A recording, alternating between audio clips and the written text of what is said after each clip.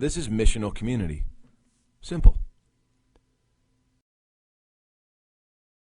Bob is the owner of the local hobby shop and president of the Remote Control Airplane Club.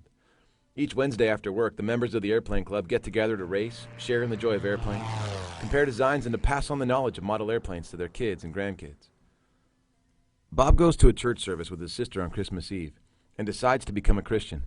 He regularly attends Sunday services, finds his way into a small group, and joins the Wednesday night church gathering. He realizes that his commitment to church programs and his commitment to the airplane club are at odds.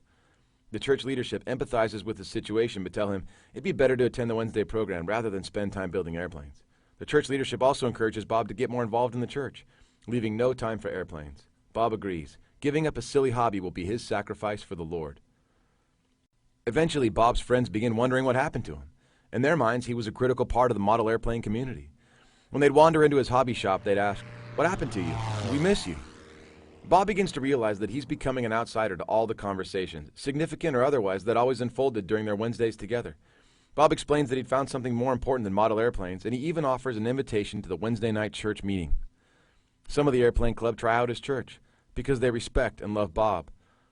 But a lot of them decide not to go because they value the time together with family and friends on Wednesday evenings.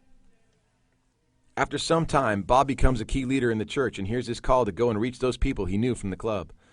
Since giving up the regular meeting with the club, his interaction feels more difficult than he'd imagined. After all, Bob, their leader, left them for what seemed to be just another club on Wednesday evenings. Somewhat troubled, Bob decides to take a break from Wednesday night church gatherings and re-enter the world of model airplanes. Some in the church were deeply concerned for Bob's spiritual well-being. Others were disgruntled.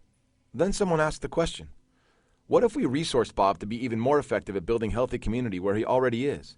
Let's help him to better live out more of Jesus' heart for compassion, generosity, peace, and love among people that know him best.